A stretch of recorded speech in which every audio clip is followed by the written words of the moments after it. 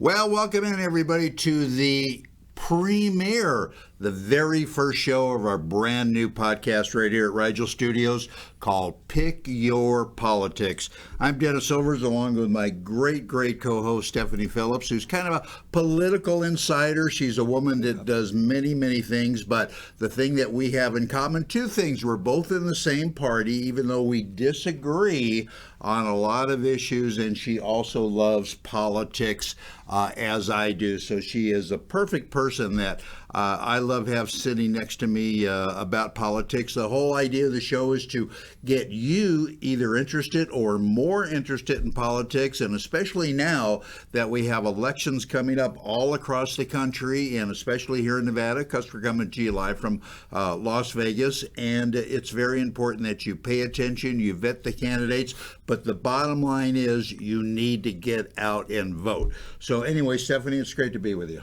Thank you. Thanks for having me. I'm excited for this show called Pick Your Politics. And we have... Who do we have here? Well, this is Mulligan, and this is the special mascot. Do you see his little... Can you see his little tie? There Yes. you go. He's adorable. He's our mascot. He is adorable. Anyway, we have a great guest for you today, somebody that you'll probably recognize his name. But before we bring him on, you wanted to bring up something you wanted to talk about. Well, I just see a lot happen. There's mass shootings all over the place. Yeah. And we hear them all the time in the news. Mm-hmm. And a lot of people just are very unsettled, and they're trying to bring in all this gun legislation. Right. And I was listening to President Biden the other day, and the things that they're proposing and running through Congress at this time, they want to ban assault weapons, Right. of course, Right. and high-capacity magazines. Right. They want to repeal the protections for gun manufacturers. They want to raise the age limit from 18 to 21 to purchase a gun. And then they want to increase national red flag laws and expand those. And then also lock up your guns in your home 24/7.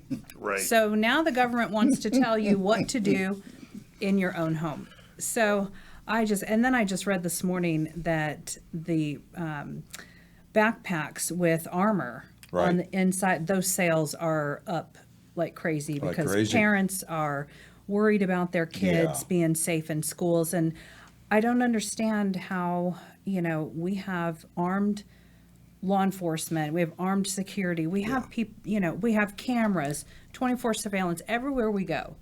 But our schools are not protected. I agree with you totally. And let me just say this. We both talked about the terrible tragedy in Uvalde and what happened. But I know that you're a Second Amendment person. Our guest is a Second Amendment person. I am. And you could pass all of the legislation until you're blue in the face. But Stephanie, that's not going to stop somebody from getting their hands on a gun or an assault weapon. And if they're nuts, they're going to go out and do what they're going to do. That's true, because criminals, they don't follow the law. Right. They get guns, That's why they're criminals. That's right. So also I had heard ABC had reported 12 of the most deadliest cities run, all but one, are run with a Democratic mayor. Right. And Democrats all over the legislature there, and they have tight gun laws in these cities. Yeah. But they have the most shootings. I mean, look at Chicago. There's shootings there every weekend. Out of control. And as you know, there's been a lot of talk about putting ex-military, ex-cops, parents that are retired, training them with guns to go to the schools to be. And I think that's a great thing to do. Yeah. I think it would change a lot of things. And teachers would love to be armed. If they should go through a training class and program, and the teachers, if they want to, they can choose to carry weapons with them and protect the kids. I'm sure there's a lot that would like to do that. We have to do something. We've got to come to some bipartisan consent. and do what's best, not only for the schools, but for the entire country. And when it comes to gun laws, you know, they've been kind of stuck in the mud for years and years and years, but it's time to do something. And we're going to get a slant on that from our guests. Let me tell you about our special guest. Alan Bigelow has been a resident here in Las Vegas since 1963. And you know what? That's longer than some of the dirt that's been in Vegas. After Alan graduated from high school, he enlisted in the United States Army. During his time in the military, he served in 5 different conflicts. And after about 6 years of active service, Alan transitioned to the National Guard. Alan has worked as a deputy sheriff for 4 years and then transitioned to the fire service as an EMT, where he currently is involved. He is running as a candidate in Ward 2 for the Las Vegas City Council. So, Alan, welcome on board. You are our first guest, and couldn't think of anybody greater to have on to open the show. Thanks a lot, and I appreciate you having your mascot here too, because I'm a dog lover too. Yeah, I know that. My dog appears in a lot of my stuff on social media all the time. So yeah. No, that's terrific. Let me just kick it off first before Stephanie gets into some question. Tell our viewers, number one, where Ward 2 is within the city of Las Vegas. I bet you a lot of people don't know. People, you know, and that's a question that gets asked a lot of times. With the recent redistricting, there are some changes to it, but essentially what you're looking at is the Angel Park area, Red Rock, Piccoli Ranch, Summerlin South, and around Tivoli Village a little bit. It dips down in a couple other spots down to Buffalo, but those are new areas for the ward. And so people didn't get quite enough heads up on it, but they did get some notices, and I have talked to several of the new voters in those areas, and because they used to be part of Ward 1. Right.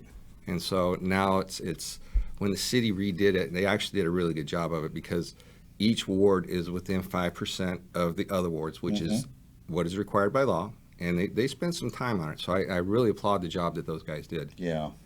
And it turns out where I live, where I recently moved, I'm in your ward. Well, here, I got something for you.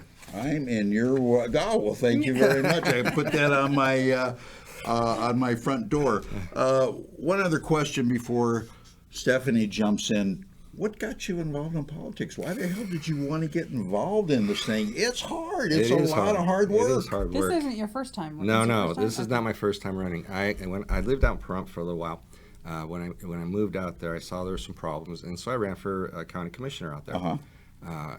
It was a race of 7 people, and I finished second in that race. And the guy that beat me, he and I are still friends to this day.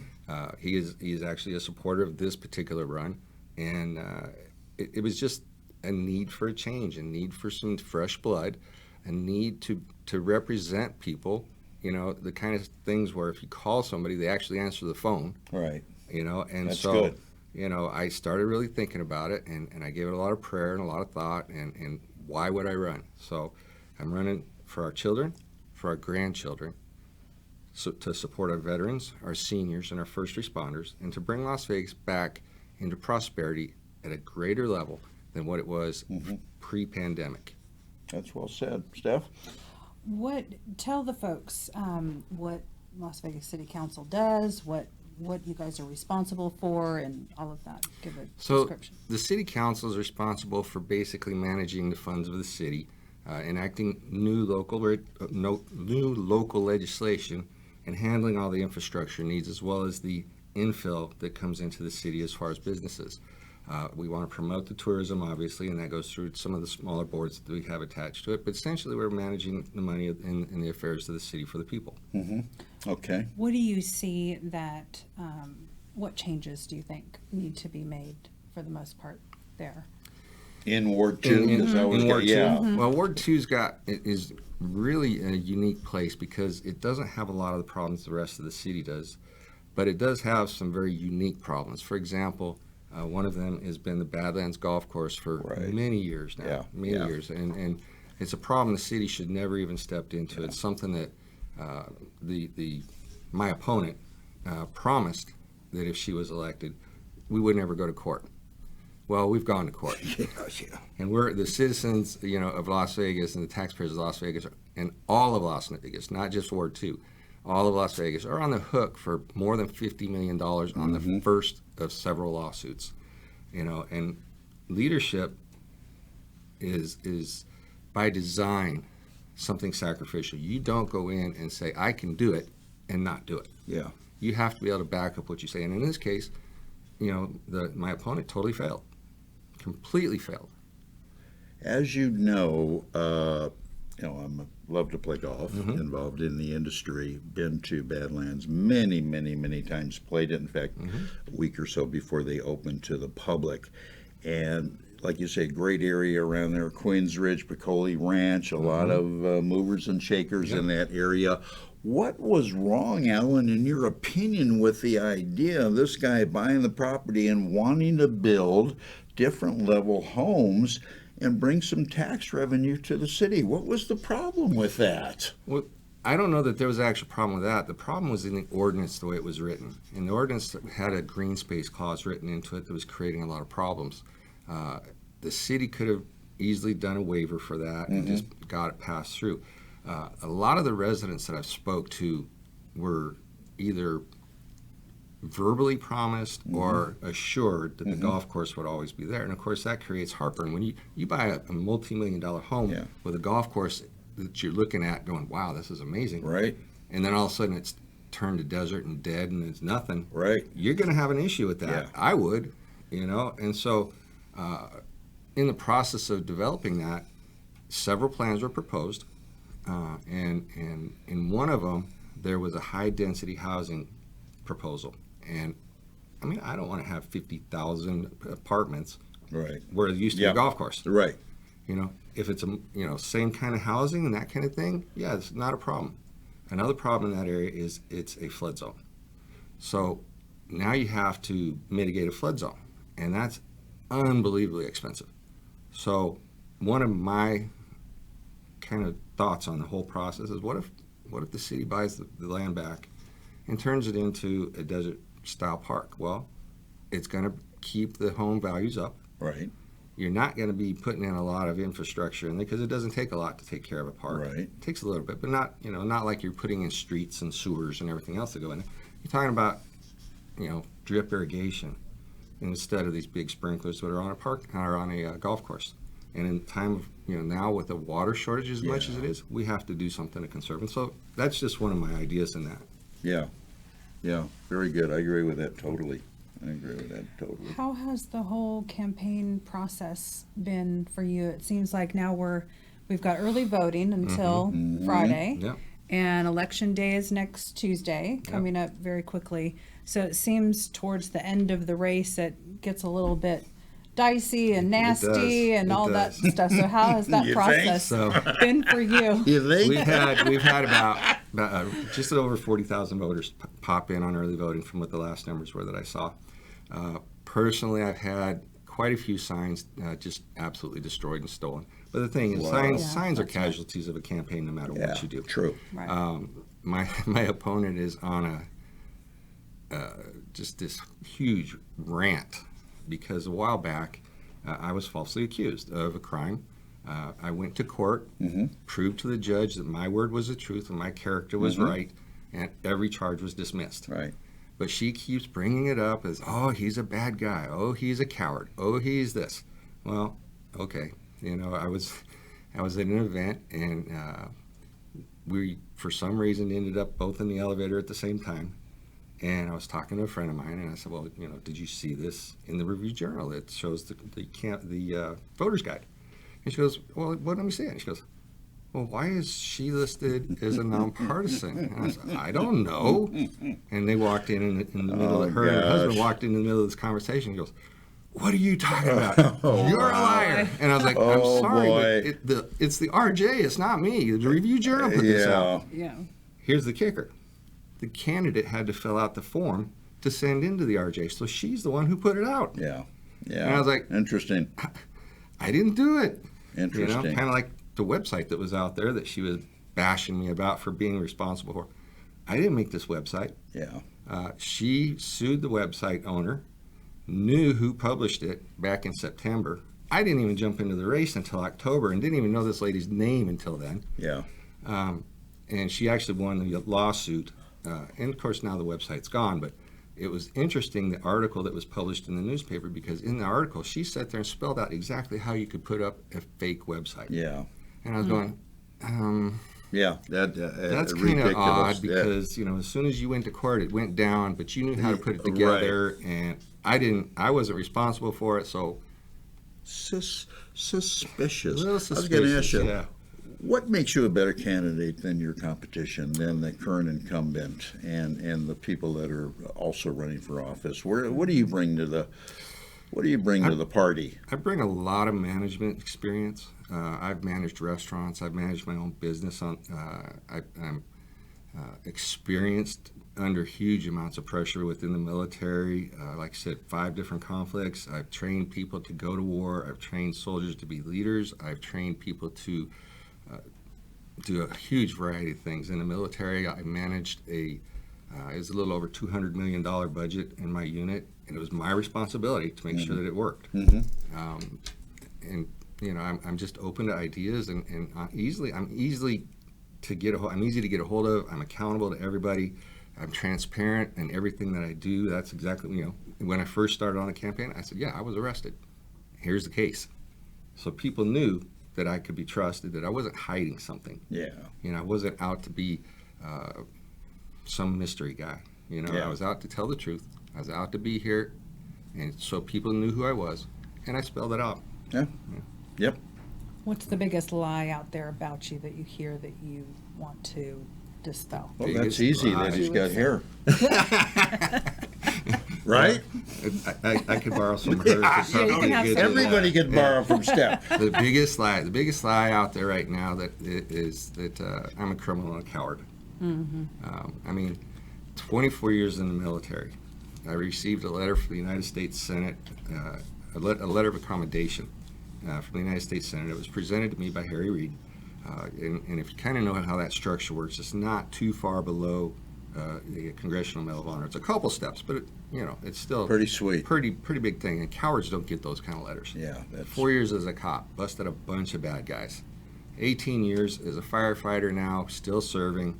I've got 3 saves from people that were in, you know, burning building that I brought them out. So those aren't things that cowards do. You know, right. As far as being a criminal, and her term was rapist. You can't be that and be a fireman. Yeah. No. You know, and I proved it in court that my character was true and right. So those are the 2 biggest ones right off the top. You know, it seems, Alan, getting arrested today is like nothing. People get arrested for protesting, for you know what, for protecting their kids against for littering or whatever, and you got to say, yeah, I was arrested, but you know, it's not like such a big thing. How closely do the city council people work with the county commissioners?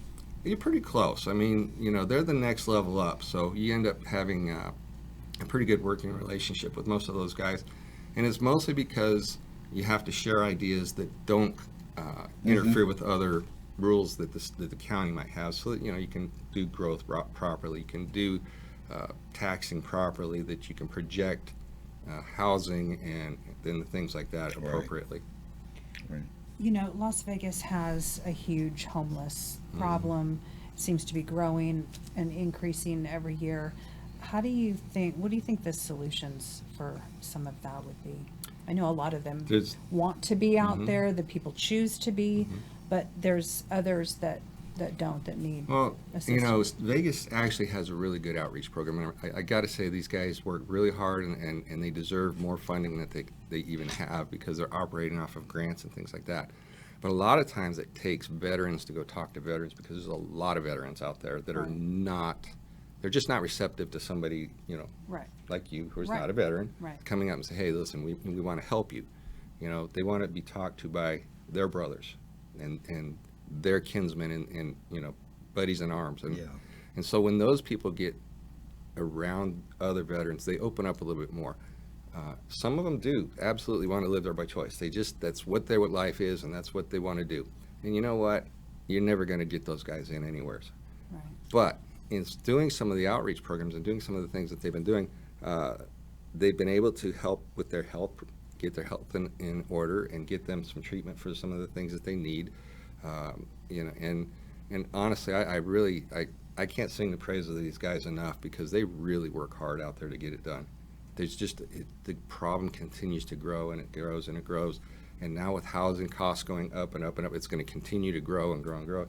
And until we can get a hold of better affordable housing, we're going to keep seeing that, And I was speaking to a property manager actually yesterday, and he's like, no, well, there's not much we can do about it because people are coming from California and they're used to paying $2,000 for 800 square foot studio apartment. So when you tell them, I'm going to rent you a house for $3,000. It's a 3-bedroom with a 2-car garage. They're like, yeah, and they don't care if it goes up because they're used to paying that much more. That much money, yeah.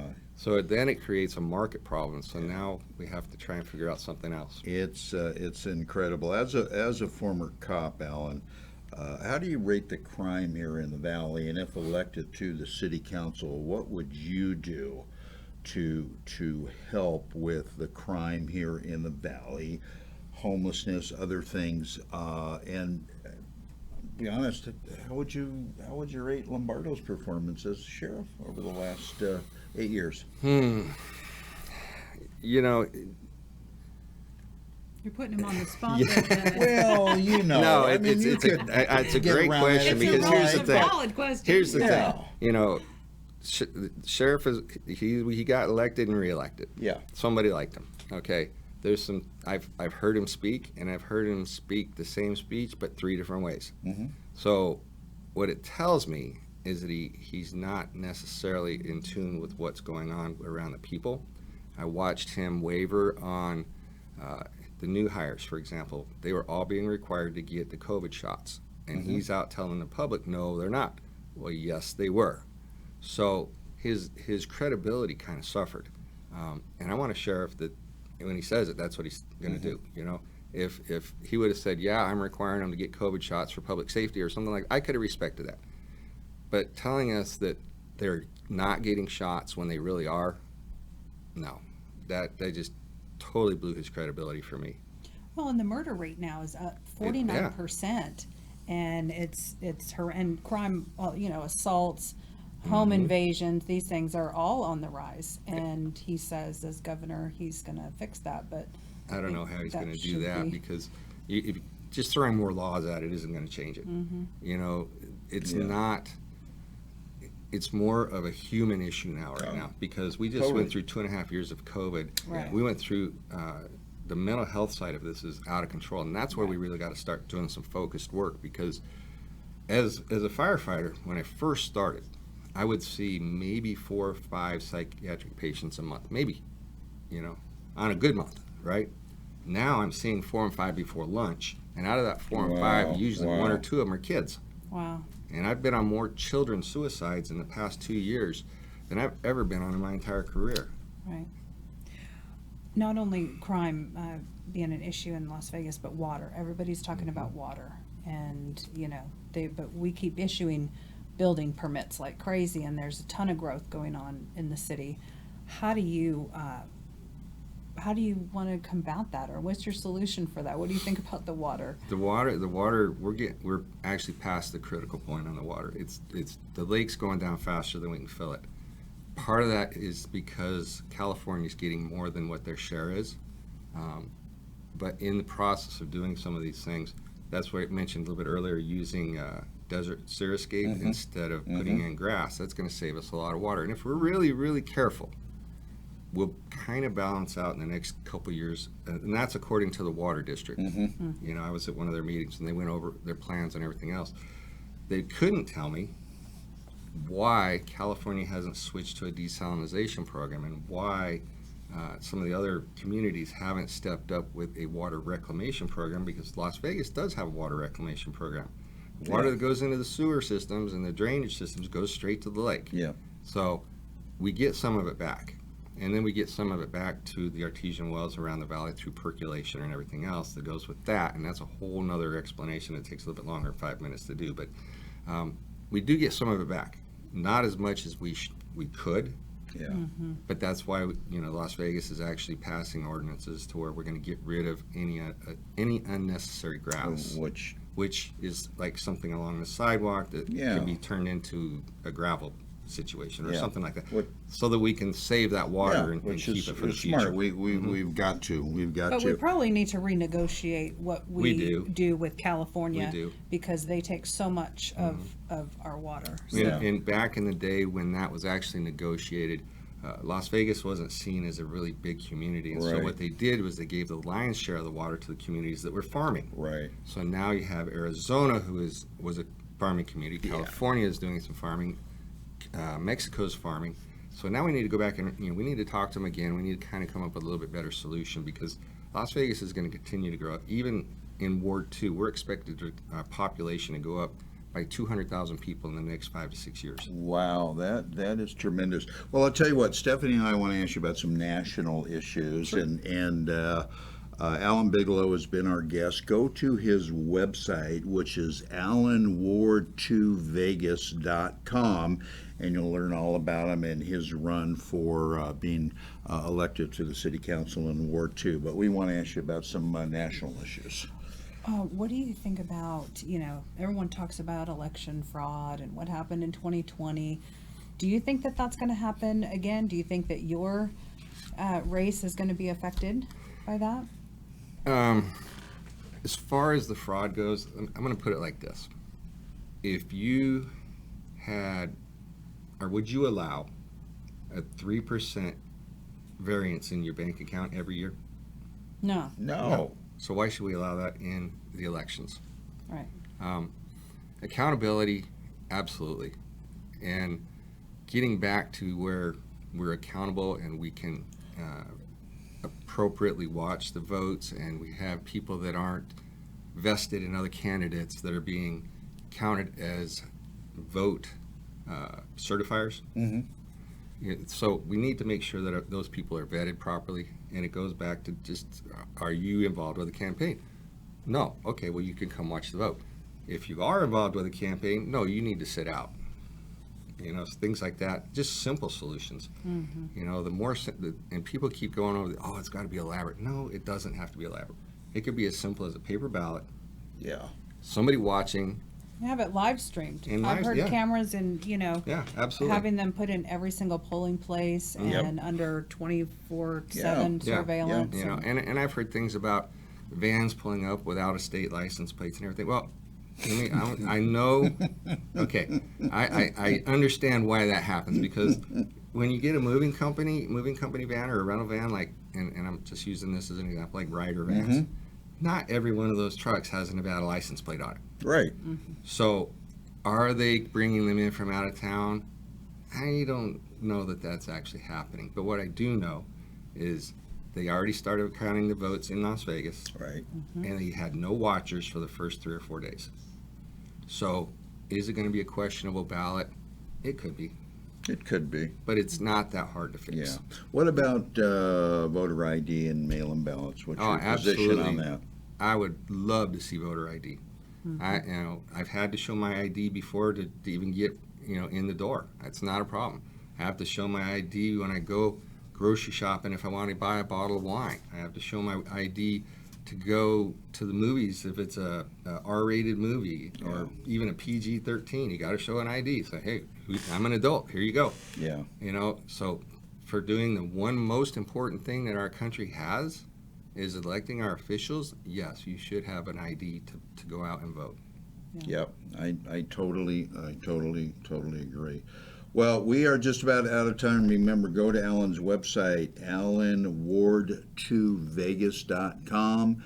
And listen, these guys work hard. They need money because it's expensive to run a campaign. That's right. There's a lot of expense and a lot of sweat involved. So we wish you absolutely the best, my friend. I appreciate it. And thanks for having me. This is a great venue. I love it. I appreciate it. Glad to have you on as our first guest. Absolutely. It was a great way to kick off the show. And thanks to Rick for doing the hard work. Yeah, Rick does all of the hard work from Rigel Studios. All right, for Alan, Stephanie Phillips, I'm Dennis Silvers. Thanks for tuning in. We'll see you back same place, same time next week for another edition of Pick Your Politics. Remember, go out and vote. So long, everybody.